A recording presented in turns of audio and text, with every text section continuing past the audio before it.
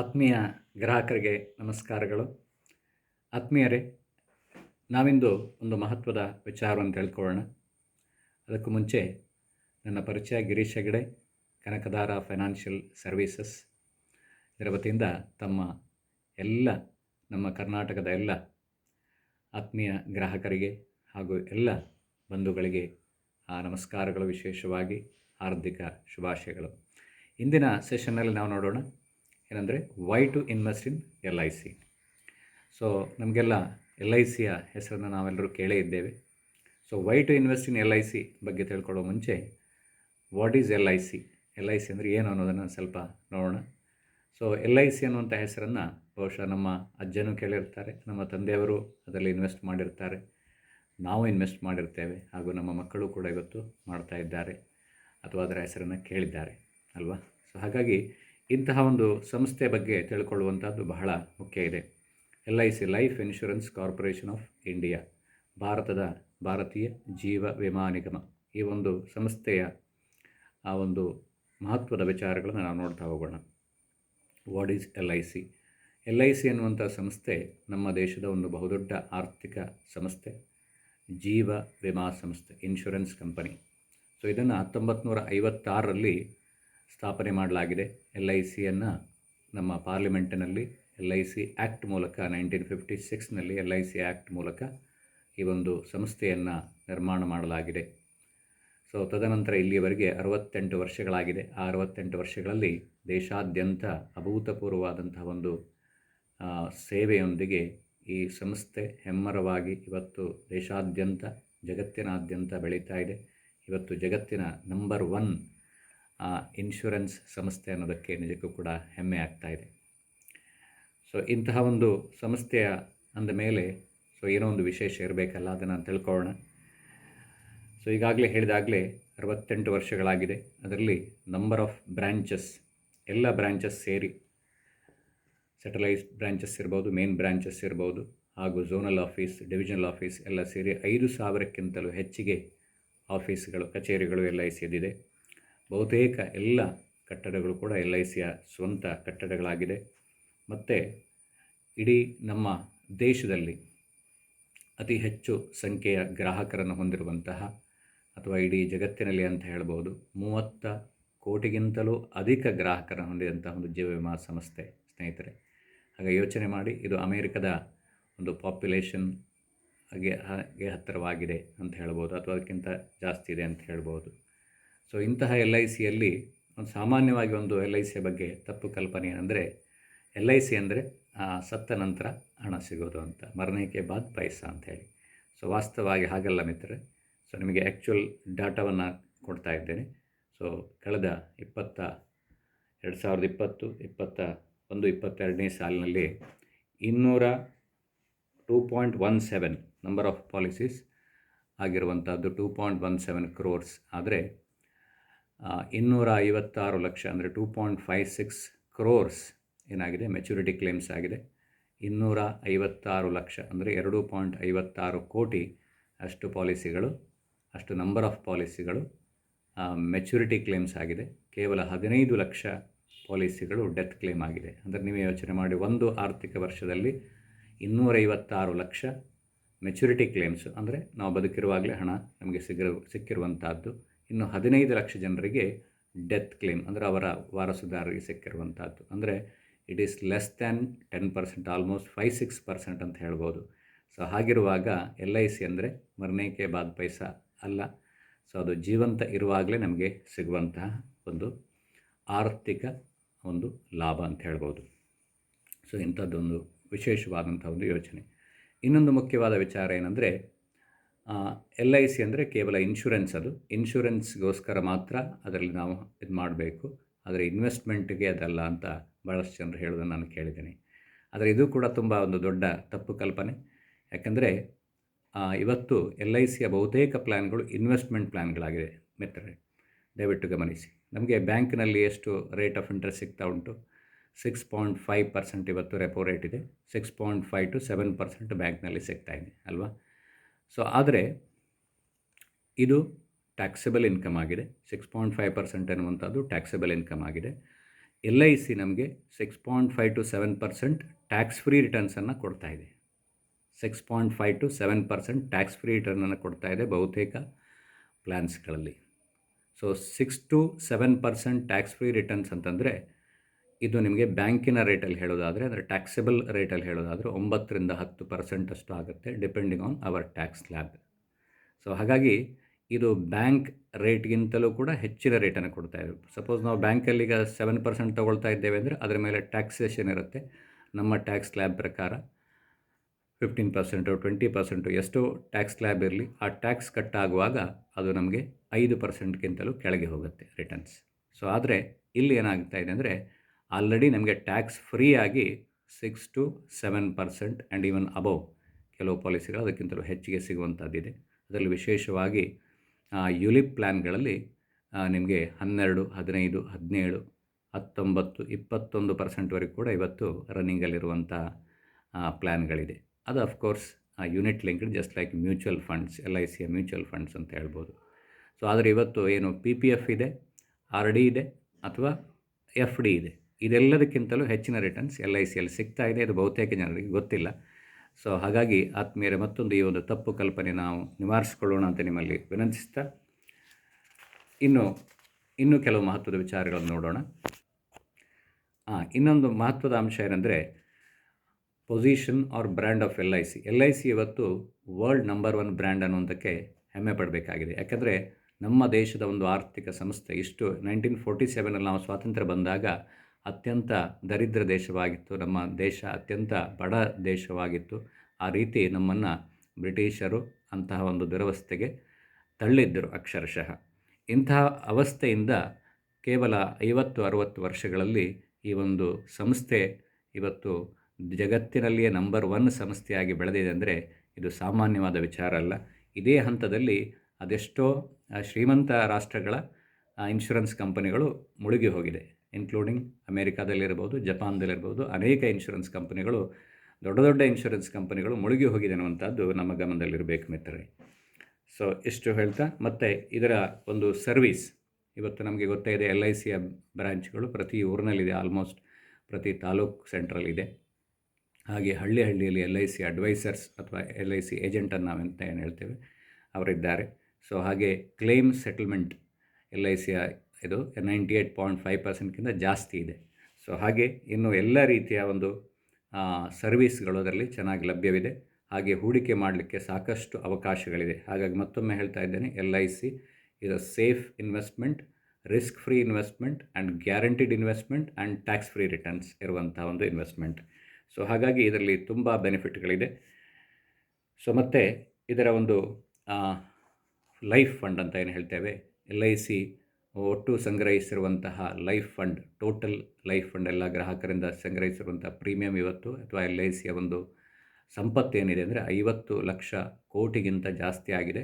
ಅದರ physical assets ಅಂದರೆ buildings, ಈ ಥರ ಅಸೆಟ್ಸನ್ನು ಸೇರಿಸಿ ಹೇಳೋದಾದರೆ 1 ಕೋಟಿ ಅಂದರೆ 1 ಕೋಟಿ, 10 ಕೋಟಿ, 100 ಕೋಟಿ, 1000 ಕೋಟಿ, ಹೀಗೆ ಲಕ್ಷ ಕೋಟಿ, ಆ ರೀತಿ 10 ಲಕ್ಷ ಕೋಟಿ, 50 ಲಕ್ಷ ಕೋಟಿ, ಆ ರೀತಿ ಮುಂದೆ 1 ಕೋಟಿ ರೂಪಾಯಿಯಷ್ಟು ಆದಾಯ ಅಂತಲ್ಲ, ಆಸ್ತಿ LIC ಅದಿದೆ. ಅಂದರೆ ಅಷ್ಟು ಬೃಹತ್ತಾದ ಸಂಸ್ಥೆ ಆಗಿದೆ. ನಮ್ಮ ದೇಶದ GDP ಆಲ್ಮೋಸ್ಟ್ 20% LICಯ ಒಂದು ಲೈಫ್ ಫಂಡ್ ಆಗಿದೆ ಮಿತ್ರರೇ. ಸೊ ಹಾಗಾಗಿ ಇದು ಸಾಮಾನ್ಯವಾದ ವಿಚಾರ ಅಲ್ಲ. ಆಲ್ಮೋಸ್ಟ್ 20% ಅಂತಂದರೆ 1/5. ಸೊ ಅಂತಹ ಒಂದು ನಮ್ಮ ದೇಶದ ಆರ್ಥಿಕ ವ್ಯವಸ್ಥೆಯ ಭದ್ರ ಬುನಾದಿ ಅಂತ ಹೇಳ್ಬೋದು. ಇದರಿಂದಾಗಿ ಏನಾಗ್ತಾ ಇದೆ, ನಾವು ಕೊಟ್ಟಂತಹ ಪ್ರೀಮಿಯಂ, ನಾವು ಪ್ರತಿ ತಿಂಗಳು ಕಟ್ಟುವಂತಹ ಅಥವಾ ಪ್ರತಿ ವರ್ಷ ಕಟ್ಟುವಂಥ LICಗೆ ಕಟ್ಟುವಂಥ ಹಣ ಏನಿದೆ, ಇದು ಅಕ್ಷರಶಃ 100% ಇಂದ ನಮ್ಮ ದೇಶದ ಅಭಿವೃದ್ಧಿ ಕಾರ್ಯಗಳಿಗೆ ವಿನಿಯೋಗ ಆಗ್ತಾ ಇದೆ. ಸೊ ಇದು ನಮ್ಮ ಗಮನದಲ್ಲಿರಬೇಕು. ಖಂಡಿತವಾಗಿಯೂ ಕೂಡ ನಾವೊಂದು ದೊಡ್ಡ ದೇಶಕ್ಕೆ ಆ ಒಂದು ಸೇವೆಯನ್ನು ಕೂಡ ನಾವು ಸಲ್ಲಿಸ್ತಾ ಇದ್ದೇವೆ ಅನ್ನುವಂಥದ್ದು ನಮ್ಮ ಗಮನದಲ್ಲಿ ಇರಲಿ. ಸೊ ಹಾಗೆ ಪ್ರಾಡಕ್ಟ್ಸ್ಗೆ ಬಂದರೆ ಇವತ್ತು ಎಲ್ಲ ರೀತಿಯ ಪ್ರಾಡಕ್ಟ್ಸ್ಗಳು, ಅಂದರೆ ಈಗಾಗಲೇ ಹೇಳಿದಾಗೆ ಇನ್ವೆಸ್ಟ್ಮೆಂಟ್ ಪ್ರಾಡಕ್ಟ್ಸ್ ಇದೆ, ಒಳ್ಳೆಯ ರಿಟರ್ನ್ಸ್ ಕೊಡುವಂತಹ ಕಾರ್ಪಸ್ ಪ್ಲ್ಯಾನ್ ಅಂತ ಹೇಳ್ತೇವೆ. ಸೊ ಯಾಕಂದರೆ ಇದರಲ್ಲಿ ಮಹತ್ವದ ವಿಚಾರ ಏನಂದರೆ, ಈಗ ಉದಾಹರಣೆಗೆ ಜೀವನ್ ಲಾಭ್ ಅಂತ ಒಂದು ಪಾಲಿಸಿ ಇದೆ. ಆ ಪಾಲಿಸಿಯಲ್ಲಿ 7% IRR ವರ್ಕೌಟ್ ಆಗ್ತಾ ಇದೆ ಟ್ಯಾಕ್ಸ್ ಫ್ರೀ ಆಗಿ. So and that is guaranteed. So ಅಲ್ಲಿಗೆ ಏನಾಗ್ತಾ ಇದೆ ಅಂತಂದರೆ ಮುಂದಿನ 25 ವರ್ಷಗಳವರೆಗೆ ಆ ಟರ್ಮನ್ನು ನಾವು ತಗೊಂಡಾಗ 25 ವರ್ಷಗಳಿನ ಪಾಲಿಸಿಯಲ್ಲಿ 25 ವರ್ಷಗಳವರೆಗೆ ಆ ಒಂದು ಟ್ಯಾಕ್ಸ್ ಫ್ರೀ ಆಗಿ 7% ಅಂದರೆ ಆಲ್ಮೋಸ್ಟ್ ಟ್ಯಾಕ್ಸೆಬಲ್ ಒಂದು 9% ಅಥವಾ 10% ರೇಟಲ್ಲಿ ನಮಗೆ ಮುಂದಿನ 25 ವರ್ಷಗಳವರೆಗೆ ಆ ರೇಟ್ ನಮಗೆ ಫಿಕ್ಸ್ ಆಗುತ್ತೆ. ಈಗಾಗಲೇ ನನ್ನ ಹಿಂದಿನ ವೀಡಿಯೋಗಳಲ್ಲಿ ಹೇಳಿದ್ದೇನೆ. ಸೊ ನಿಮಗೆ ಯಾಕೆಂದರೆ ಈ ಒಂದು ರೆಪೋ ರೇಟ್ ಅನ್ನುವಂಥದ್ದು ಮುಂದಿನ ದಿನಗಳಲ್ಲಿ as the country economy grows, ಕಂಟ್ರಿಯ ಆರ್ಥಿಕ ಪರಿಸ್ಥಿತಿ ಅಭ್ಯುದಯ ಆದ ಹಾಗೆ ಏನಾಗುತ್ತೆ, ನಮ್ಮ ದೇಶದ ರೆಪೋ ರೇಟ್ ಅಂದರೆ RBIನ ಬ್ಯಾಂಕ್ ರೇಟ್ ಮೂಲ ದರ ಏನಿದೆ ಅದು ಕೆಳಗೆ ಹೋಗುತ್ತೆ. ಈಗಾಗಲೇ ಅದು 14%ಇಂದ 2000ನೇ ಇಸ್ವಿಯಲ್ಲಿ 14% ಇದ್ದಂಥದ್ದು ಕೆಳಗಡೆ ಬರ್ತಾ ಈಗ 2020ರಲ್ಲಿ 4%ಗೆ ಬಂದಿತ್ತು. ಕೊರೋನಾ ಮತ್ತು ಯುಕ್ರೇನ್ ಕ್ರೈಸಿಸ್ಸಿಂದಾಗಿ 6.5ಗೆ ಇನ್ಫ್ಲೇಷನ್ ಕಂಟ್ರೋಲ್ ಮಾಡೋ ಸಲುವಾಗಿ ಅದನ್ನು ತೆಗೆದುಕೊಂಡು ಹೋಗಿದ್ದರು. ಇನ್ನು ಮುಂದಿನ ದಿನಗಳಲ್ಲಿ ಈಗಾಗಲೇ ಅದನ್ನು ಕಡಿಮೆ ಮಾಡಿ ಈಗ ಕಳೆದ 1 ವರ್ಷದಿಂದ ಅದನ್ನು ಅಲ್ಲಿಗೆ ಸ್ಟೇಬಲ್ ಆಗಿ ನಿಲ್ಲಿಸಿದ್ದಾರೆ. ಮುಂದಿನ ದಿನಗಳಲ್ಲಿ ಖಂಡಿತವಾಗಿಯೂ ಇದು ಕೆಳಗಡೆ ಹೋಗುತ್ತೆ.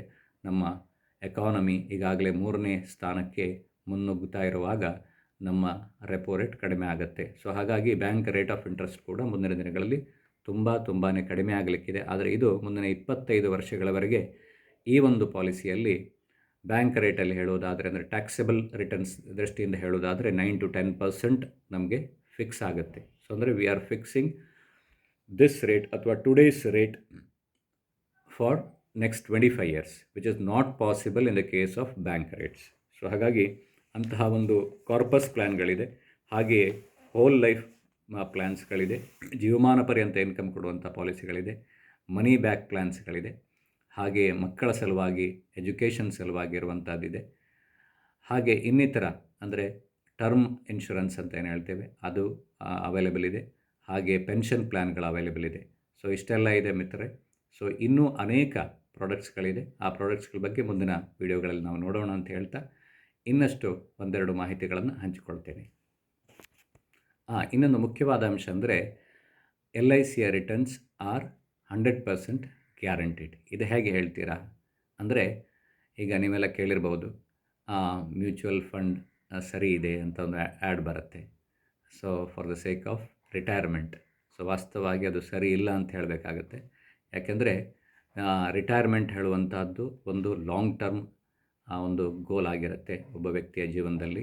ಹಾಗೂ ಆ ರಿಟೈರ್ಮೆಂಟ್ ಆಗನ್ನುವಂಥದ್ದು ಶ್ಯೂರ್ ಇವೆಂಟ್ ಅಂತ ಹೇಳ್ತೇವೆ. ಅಂದರೆ ಅದು ಖಾತ್ರಿಯಾಗಿ ನಮಗೆ ನಮ್ಮ ಜೀವನದಲ್ಲಿ ಬರುವಂತಹ ಒಂದು ಅವಸ್ಥೆ, ಆ ಒಂದು ವಯೋಮಾನ. ಸೊ ಹಾಗಿರುವಾಗ when the retirement is guaranteed, pension should also be guaranteed. ಇದು ತುಂಬ ಮುಖ್ಯ ಮಿತ್ರರೆ.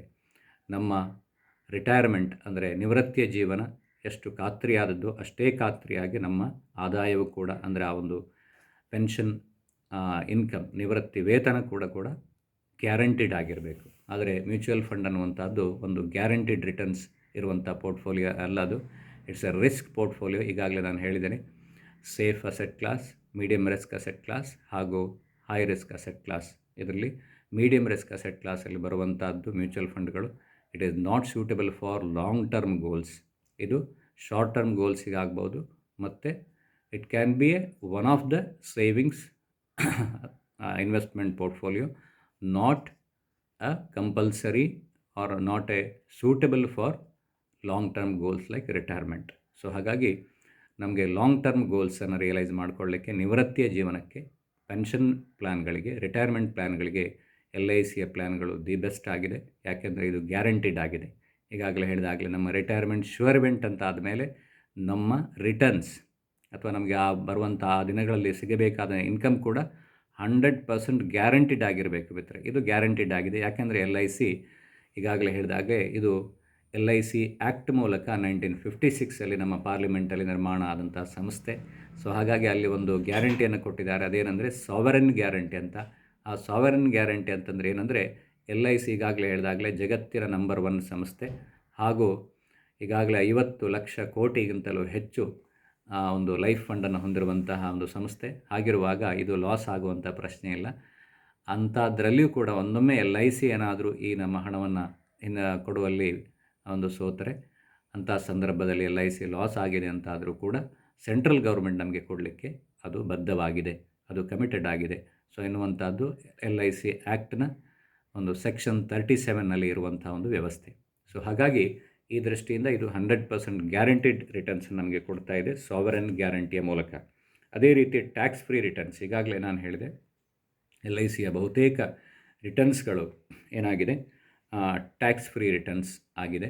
ಸೊ ಹಾಗಾಗಿ ಇದು ನಮಗೆ ತುಂಬ ದೊಡ್ಡ ಒಂದು ಅನುಕೂಲವನ್ನು ಮಾಡಿಕೊಡುತ್ತೆ. ಯಾಕಂದರೆ ಇವತ್ತಿನ ಯಂಗಸ್ಟರ್ಸ್ ಏನಿದ್ದಾರೆ ಮುಂದಿನ ದಿನಗಳಲ್ಲಿ ಹೆಚ್ಚು ಹೆಚ್ಚು ಆದಾಯವನ್ನು ಗಳಿಸ್ತಾ ಹೋಗುವಾಗ ನಿಮ್ಮ ಸ್ಯಾಲ್ರಿಯಲ್ಲಿ ಹೈಕ್ ಆಗ್ಬೋದು, ಅಥವಾ ನಿಮ್ಮ ಬಿಸ್ನೆಸ್ನಲ್ಲಿ ನೀವು ಇಂಪ್ರೂವ್ ಮಾಡ್ತಾ ನಿಮ್ಮ ಬಿಸ್ನೆಸ್ ಇನ್ಕಮ್ ಜಾಸ್ತಿ ಆಗ್ಬೋದು. ಆ ಸಂದರ್ಭದಲ್ಲಿ ನೀವು ಹೈಯರ್ ಇನ್ಕಮ್ ಟ್ಯಾಕ್ಸ್ ಲ್ಯಾಬಿಗೆ ಹೋಗ್ತಾ ಇರ್ತೀರ. ಸೊ ಆವಾಗ ಏನಾಗುತ್ತೆ, ಪ್ರತಿ ಹಂತದಲ್ಲಿ ನಿಮಗೆ ಹೆಚ್ಚಿನ ಟ್ಯಾಕ್ಸೇಷನ್ ಇನ್ಕಮ್ ಮೇಲೆ ಬರ್ತಾ ಇರುತ್ತೆ. ಆದರೆ LICಯ ಒಂದು ಇನ್ಕಮ್ ಏನಿದೆ ಇದು ನಿಮಗೆ ಲೈಫ್ ಟೈಮ್ ಟ್ಯಾಕ್ಸ್ ಫ್ರೀ ಆಗಿ ಬರುವಂಥದ್ದು. ಉದಾಹರಣೆಗೆ ಒಂದು 10 ಲಕ್ಷ ನಿಮಗೆ ಮೆಚುರಿಟಿ ಬರಲಿಕ್ಕಿದ್ರೆ ನಿಮಗೆ 30% ಸ್ಲ್ಯಾಬ್ನಲ್ಲಿ ನೀವು ಇದ್ದರೆ ಆ ದಿನಗಳಲ್ಲಿ ಸೊ ಏನಾಗುತ್ತೆ 3 ಲಕ್ಷ ನೀವು ಗೌರ್ಮೆಂಟಿಗೆ ಪೇ ಮಾಡಬೇಕಾಗುತ್ತೆ. ಓನ್ಲಿ 7 ಲ್ಯಾಕ್ ನಿಮಗೆ ಅವೈಲೇಬಲ್ ಇರುತ್ತೆ. ಆದರೆ LICಯ ಇನ್ಕಮ್ 10 ಲಕ್ಷ ನಿಮಗೆ ಮೆಚುರಿಟಿ ಬರಲಿಕ್ಕಿದ್ರೆ 10 ಲಕ್ಷ ಕೂಡ ನಿಮ್ಮ ಅಕೌಂಟಿಗೆ ಬರುತ್ತೆ. ಸೊ ಹಾಗಾಗಿ ಇದು ಸಾಮಾನ್ಯವಾದಂತಹ ಒಂದು ಅಡ್ವಾಂಟೇಜ್ ಅಲ್ಲ. ಸೊ ಅದೇ ರೀತಿ ಕ್ಯಾಪಿಟಲ್ ಪ್ರೊಟೆಕ್ಷನ್ ಈಗಾಗಲೇ ಹೇಳಿದೆ. ಸೊ ನಿಮಗೆ ಮ್ಯೂಚುವಲ್ ಫಂಡ್ಸ್ ಇರ್ಬೋದು, ಸ್ಟಾಕ್ಸ್ ಇರ್ಬೋದು, ಇವೆಲ್ಲ ರಿಸ್ಕ್ ಪೋರ್ಟ್ಫೋಲಿಯೋಲ್ಲಿ ಬರುವಂಥದ್ದು. ಸೊ ಅದು ನಮಗೆ ಗ್ಯಾರಂಟಿಡ್ ರಿಟರ್ನ್ಸನ್ನು ಕೊಡಲ್ಲ. ಸೊ ಭಾಳಷ್ಟು ಜನ ಮಿತ್ರರು ನನಗೆ ಕೇಳ್ತಾ ಇರ್ತಾರೆ, ನಾವು ಯಾಕೆ ಮ್ಯೂಚುವಲ್ ಫಂಡೆಲ್ಲ ಹಾಕಬಾರ್ದು, ಸ್ಟಾಕ್ಸೆಲ್ಲ ಹಾಕಬಾರ್ದು? ಖಂಡಿತ ಹಾಕಬೇಕು. The best investment opportunity also ಇವತ್ತಿನ ದಿನಗಳಲ್ಲಿ. ಆದರೆ ಅಲ್ಲಿ ಗ್ಯಾರಂಟಿಡ್ ಅನ್ನುವಂತಹ ಒಂದು ಶಬ್ದ ಇಲ್ಲ ಮಿತ್ರರೆ, ಅದನ್ನು ದಯವಿಟ್ಟು ಗಮನಿಸಿ.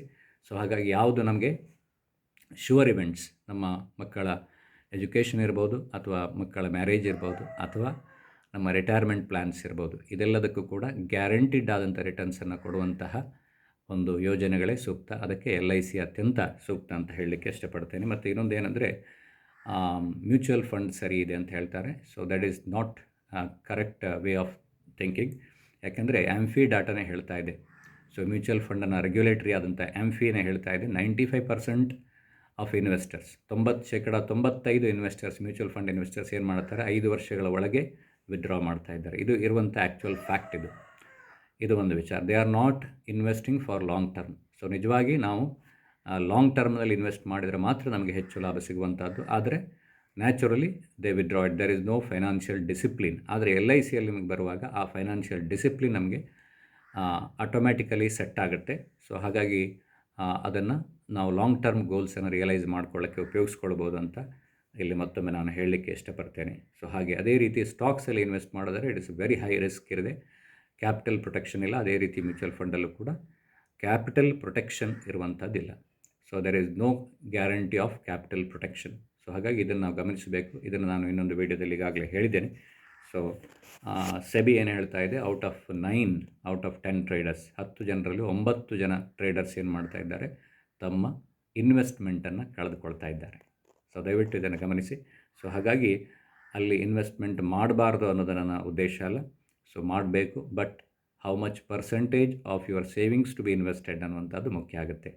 ಸೊ ಒಂದು 5%, 10%, 20%, 30%ವರೆಗೆ ನಾವು ಇನ್ವೆಸ್ಟ್ ಮಾಡ್ಬೋದು ನಮ್ಮ ಸೇವಿಂಗ್ಸಲ್ಲಿ. But majority of the portion we have to invest in guaranteed income plans. So ಅದೇ ರೀತಿ ಇದು ಇನ್ನೊಂದು ಮುಖ್ಯ ಅಂದರೆ ಇನ್ಶೂರೆನ್ಸ್ ಕವರೇಜ್. ಸೊ ನಮ್ಮ ಕಷ್ಟದ ಸಮಯದಲ್ಲಿ ಅಥವಾ ಏನೋ ಒಂದು ದುರದೃಷ್ಟವಶಾತ್ ನಮ್ಮ ಕುಟುಂಬದಲ್ಲಿ ಯಾವುದೇ ವ್ಯಕ್ತಿ, ಕುಟುಂಬದ ದುಡಿಯುವಂತಹ ವ್ಯಕ್ತಿ ಒಂದು ಅಚಾನಕ್ಕಾಗಿ ಸಾವನ್ನು ಅನುಭವಿಸಿದಂಥ ಸಂದರ್ಭದಲ್ಲಿ, ಮರಣವನ್ನು ಅಪ್ಪಿದಲ್ಲಿ, ಅವಾಗೇನಾಗುತ್ತೆ, ಆ ಕುಟುಂಬ ಅನಾಥ ಆಗುತ್ತೆ ಅಥವಾ ಒಂದು ಆರ್ಥಿಕವಾದಂಥ ಸಂಕಷ್ಟಕ್ಕೆ ಸಿಲ್ಕೊಳ್ಳುತ್ತೆ. ಅಂಥ ಸಂದರ್ಭದಲ್ಲಿ ನಮಗೆ ಜೀವ ವಿಮೆ ಅನ್ನುವಂಥದ್ದು ಬೇಕಾಗುತ್ತೆ. ಸೊ ಹಾಗಾಗಿ ಆ ಒಂದು ಜೀವ ವಿಮೆಯ ರಕ್ಷಣೆ ಕೂಡ ಅದರ ಜೊತೆಗೆ ಇರುತ್ತೆ. ಸೊ ಹಾಗಾಗಿ ಇಲ್ಲಿ ಇನ್ಶೂರೆನ್ಸ್ ಕನ್ಸೆಪ್ಟ್ ಜೊತೆಗೆ ಇನ್ವೆಸ್ಟ್ಮೆಂಟ್ ಕನ್ಸೆಪ್ಟ್ ಕೂಡ ಇರೋದರಿಂದ so it the best option ಅಂತ ಹೇಳಲಿಕ್ಕೆ ಇಷ್ಟಪಡ್ತೇನೆ. ಅದೇ ರೀತಿ ಕ್ಲೇಮ್ ಸೆಟಲ್ಮೆಂಟ್ ರೇಷಿಯೋ ಇಡೀ ಇವತ್ತು ಮಾರ್ಕೆಟಲ್ಲಿ LICಯ ಒಂದು ಬಗ್ಗೆ ಎಲ್ರಿಗೂ ಗೊತ್ತಿದೆ.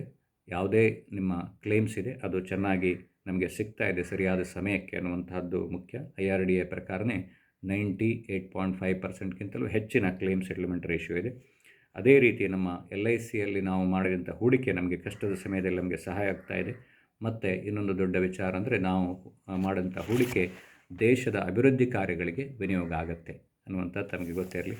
ಸೊ ಹಾಗಿರುವಾಗ ಇಡೀ ನಮ್ಮ ಒಂದು LIC ಅನ್ನುವಂಥದ್ದು ನಮ್ಮ ಜೀವನಕ್ಕೆ ಆರ್ಥಿಕ ಭದ್ರತೆಯನ್ನು ತಂದುಕೊಡುತ್ತೆ, ಹಾಗೂ ನಮ್ಮ ಕುಟುಂಬಕ್ಕೆ ಒಂದು ನೆಮ್ಮದಿಯನ್ನು ತಂದುಕೊಡುತ್ತೆ.